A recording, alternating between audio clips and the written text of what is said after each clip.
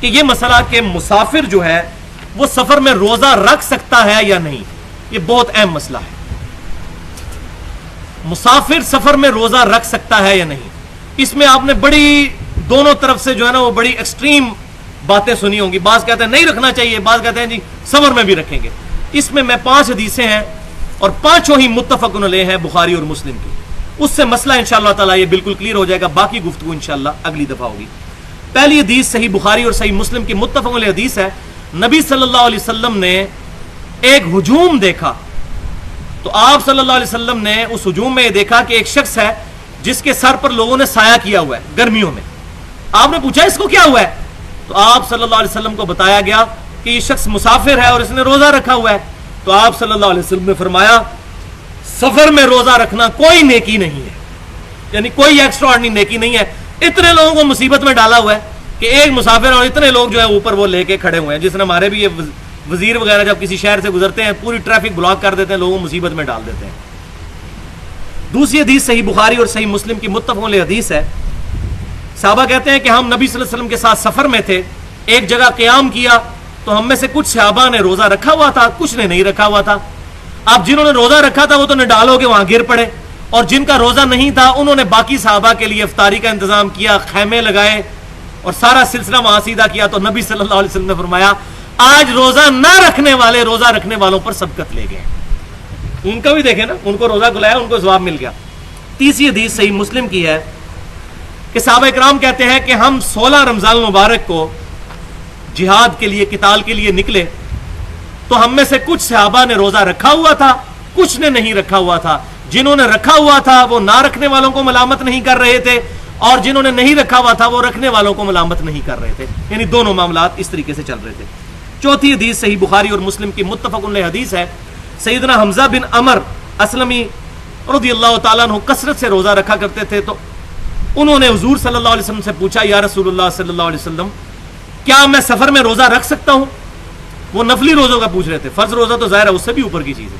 تو آپ صلی اللہ علیہ وسلم نے فرمایا جو چاہے رکھ لے، جو چاہے نہ رکھے. اور مسلم کے الفاظ ہیں، یہ زبردست الفاظ ہیں. انہوں نے پوچھا، یہی صحابی پوچھ رہے ہیں نبی صلی اللہ علیہ وسلم سے، یا رسول اللہ صلی اللہ علیہ وسلم کیا سفر میں روزہ رکھنا گناہ ہے؟ تو آپ صلی اللہ علیہ وسلم نے فرمایا نہیں، سفر میں روزہ چھوڑنے کی رخصت ہے. اگر کوئی اللہ کی یہ رخصت لے لے تو اچھی بات ہے، اور جو شخص روزہ رکھ لے تو اس پر کچھ گناہ نہیں. اور میں بھی یہی سمجھتا ہوں کہ آج کل روزہ رکھ لینا چاہیے. اس کی وجہ یہ ہے کہ بعد میں بڑا مشکل ہو جاتا ہے. اس میں تو ایک ہوا چلی ہوتی ہے، رمضان میں تو ساروں کا ہی روزہ ہوتا ہے، انسان کو فیل نہیں ہوتا. لہٰذا اگر سفر آسان ہے، ایئر کنڈیشن میں سفر کر رہے ہیں، آپ جہاز میں سفر کر رہے ہیں اور روزہ نبھا سکتے ہیں تو روزہ رکھ لیں، اس کی اجازت ہے، یہ کوئی گناہ نہیں. اور آخری حدیث بھی صحیح بخاری اور صحیح مسلم کی متفق علیہ حدیث ہے کہ صحابہ اکرام کہتے ہیں کہ نبی صلی اللہ علیہ وسلم کے ساتھ جب ہم نے مکے پر چڑھائی کی تو رمضان المبارک کا مہینہ تھا. مقام قدید پر پہنچ کر عصفان نامی جگہ پر نبی صلی اللہ علیہ وسلم نے عصر کے بعد پیالہ منگوا کر اپنا روزہ توڑ دیا. عصر کے بعد، یہ عصر آج والی نہیں ہے جو مغرب سے آدھا گھنٹہ پہلے ہو رہی ہوتی ہے. یہ وہ عصر ہے جو بخاری اور مسلم کی متفق علیہ حدیث ہے، جو میں نے مسئلہ نمبر 30 میں بیان کیا ہے. نمازوں کے اوقات تقریباً 52 منٹ میں اہل سنت پاک .com پہ رکھا ہوا ہے کہ صحابہ کرام کہتے ہیں عصر اور مغرب میں اتنا وقفہ ہوتا تھا کہ عصر کے بعد اگر ایک اونٹ قربان کیا جائے، اس کے 10 حصے کیے جائیں، کھال اتاریے، سب کچھ کیا جائے، وہ پک کر تیار ہوتا تھا اور ہم کھا بھی لیتے تھے. اب بھی مغرب کا وقت نہیں ہوتا تھا، یعنی کم از کم 2-2.5 گھنٹے. یہ وہ والی عصر ہے. تو عصر کے بعد نبی صلی اللہ علیہ وسلم نے روزہ اپنا توڑ دیا، بلند کیا پیالہ. صحابہ کرام نے بھی اپنا روزہ توڑ دیا بغیر کسی وجہ کے. دیکھا حضور نے توڑ دیا، آپ صلی اللہ علیہ وسلم نے بھی توڑ دیا. پھر آپ صلی اللہ علیہ وسلم کو بتایا گیا کہ کچھ صحابہ ایسے ہیں جنہوں نے روزہ ابھی تک نہیں توڑا. تو آپ صلی اللہ علیہ وسلم نے فرمایا یہ نافرمان ہے، یہ نافرمان ہے. حضور کے عمل پر بھی عمل کرنا. اس کی وجہ کیا تھی؟ بھائی جی لڑنے جا رہے تھے، کنڈیشن بری ہوئی تھی، اگر روزہ لے کے چلتے تو مشکل ہو جاتا. نبی صلی اللہ علیہ وسلم نے روزہ توڑ دیا. اس سے یہ بات پتہ چلی کہ اگر کوئی سفر میں روزہ رکھ لے اور مجبوراً اس کو توڑنا پڑ جائے، بعد میں احساس ہو کہ مشکل ہے، تو وہ توڑ سکتا ہے، گناہگار بھی نہیں ہوگا. نبی صلی اللہ علیہ وسلم نے بھی روزہ اپنا توڑا ہے.